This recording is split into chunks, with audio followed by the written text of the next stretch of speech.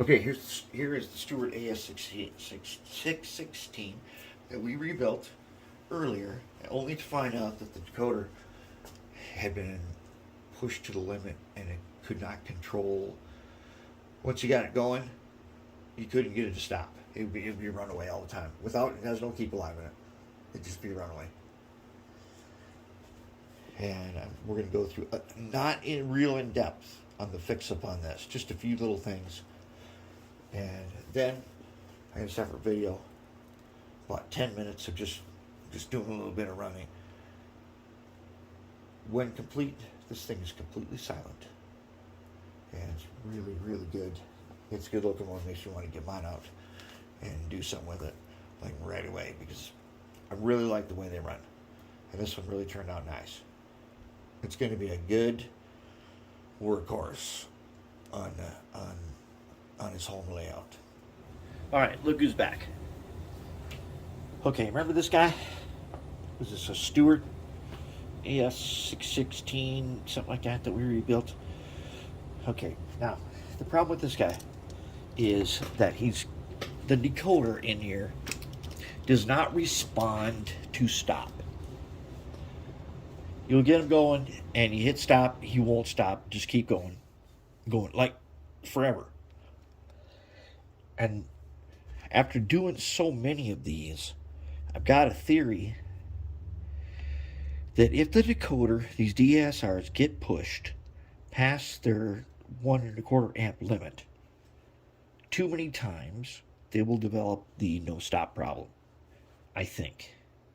And this is an old decoder in here. This is a Rev D. And that's pretty, it's a pretty early one.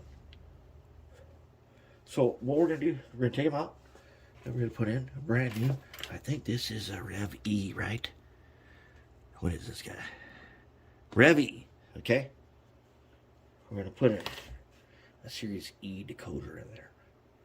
And won't be that hard. I'm just going to undo this. And then, I don't know what all this tape is about, but we're gonna go ahead, put in a new decoder. Alright, so I'm going to go ahead, I'm going to take this out, and I'm going to put it in the new one. Alright, I got everything soldered. Now, one of the problems, I think, not a problem, but something that I don't know, how could I have overlooked this, but we got a headlight, a rear light, and a beacon. For some reason, two of them were soldered onto here. This is a comment. So maybe that is why. Maybe that's why, because it's common, and you could solder two things onto there. And I just kind of curious of why I would have done that, but evidently that's what I did. Okay, so what we got to do now is we need to remove the rest of it, and then should be rolling. Take this guy off, and dang, it still looks to me like there might be some tape or something on there. Okay, we got to check that out, because if there's tape on there, I did not put that tape on there, because I don't do that. Okay, so I thought I already fixed this guy. I know I did, because I marked these wires with a Sharpie. Okay, but on the motor here, for some reason, I kept these crappy wires, and I don't know why. They're not the wires I would normally use. Okay, so right now I put on one good wire. This black wire here is not the crappy wire that I would not normally use. It's nice and heavy, so that means it'd be good to go, but it is not what I would normally use for this. So that guy's got to go. And here's the wire. We need a silicone wire. Fix that. We got this guy fixed. Then we'll be able to put it back in, and we'll be able to hook up the new decoder.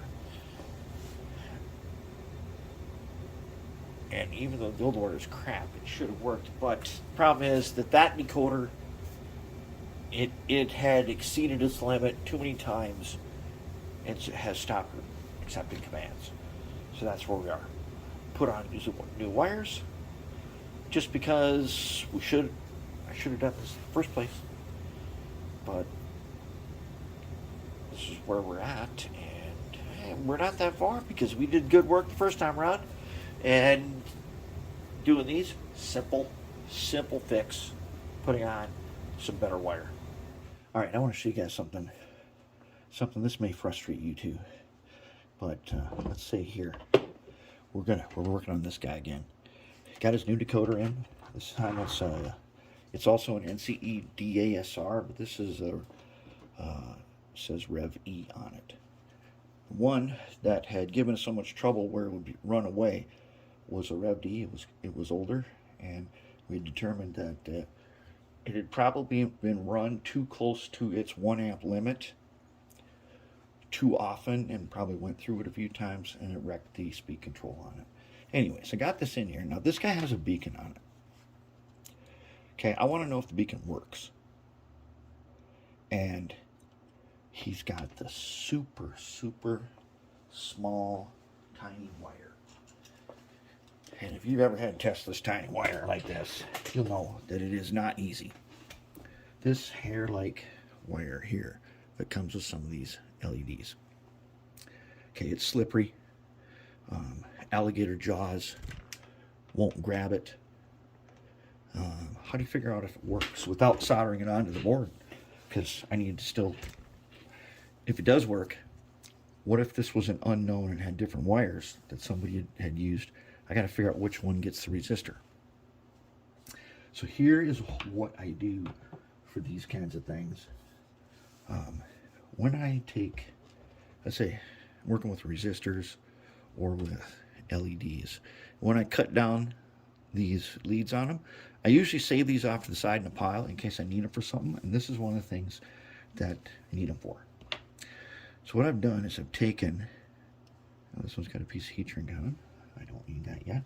What I've done is I've taken the guy here, and I have soldered on one of those cut-off ends, just like that. Same with the red wire. Okay, now I've got it. And you don't need a breadboard setup to do this, but if you have one, it's great. If you don't have a breadboard, it's a cheap tool that you might want to have. All right, so I got it powered on, and I have a LED set up here to test LEDs. So I could just plug them in, because I got a bag full of LEDs that I don't know what color they are. They're like all different colors and stuff. So that tells me. But now what I can do, you've got to see where I'm going with this already. Get it close enough here. Now what I can do is, if this is truly red and black, then the black one goes in with this resistor, and the red one goes, oh, got to get them real close. Okay, so the black one goes where the resistor is, and then the red one goes where the power comes in. And look at that. He actually works, and he's set up exactly the way it's expected, with red being the plus and black being the minus. Now I know that the resistor works, and he's set up in the usual way. That way I did not have to take this thing all the way out or anything to do any testing or nothing. I can do that.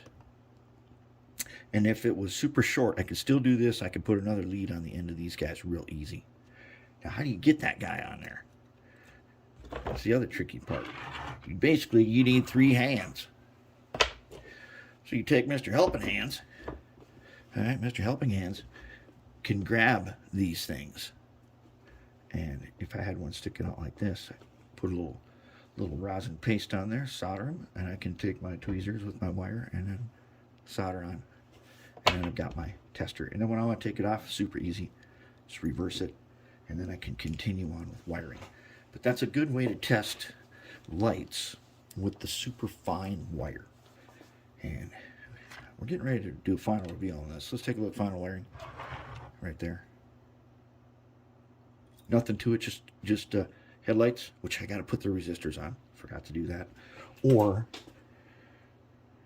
I may actually go ahead, I think since I've already soldered it, with these, there is a resistor already here. All you have to do, like we've done before, is split this little line next to the correct number, and that's your resistor. I think we'll go ahead and do that. and then we can get them tested. But that's a good little trick for working with tiny LEDs. Now, I do have another LED setup that I want to do a separate video. Since we did that simple LED thing, I want to show you guys how to use a piece of PC board, a capacitor, and a bridge rectifier for your LED setup.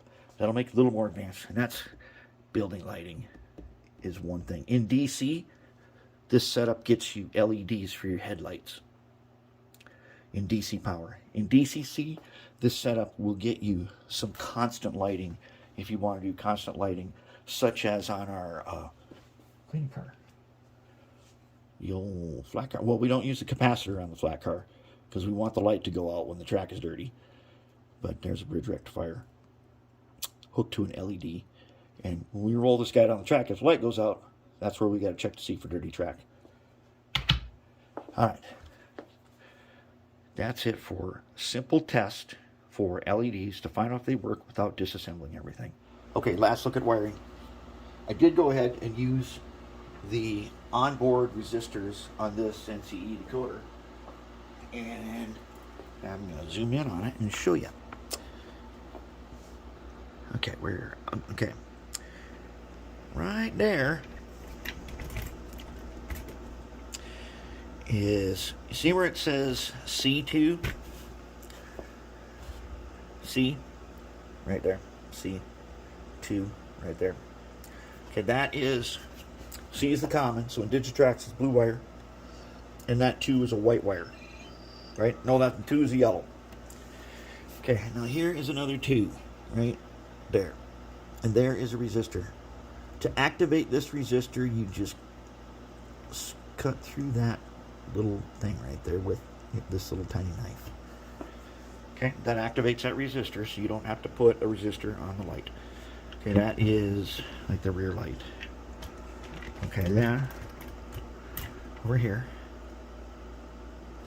same thing. I did C3, not realizing it was not the one that I wanted. I wanted to do C5. C3, we're not using that. The thing is, I thought, okay, so on your throttle, I thought F3 was this pad 3, but it's not. F3 is number 5, which is down here. So I moved it right there. And I cut that gap right there. And there's our beacon. And there is the common, or there's the one for the white wire for the headlight. Right there. So that's it. Pretty sweet. Okay. And I set. So now I'm going to show you one other thing. Then I'm going to lock this up and take it over to the test track, and we're going to test it. Okay, let's put them on the track right now, which is live. When I set this on there, you should see some lights flash. Okay, let me set this on here. You should see some lights flash, especially the beacon. There, you see that? Actually, they came on because I left them on. But if they had not left them on, they would still flash anyways. That tells you you're operational. Okay, we're going to take them over, and we're going to try them now.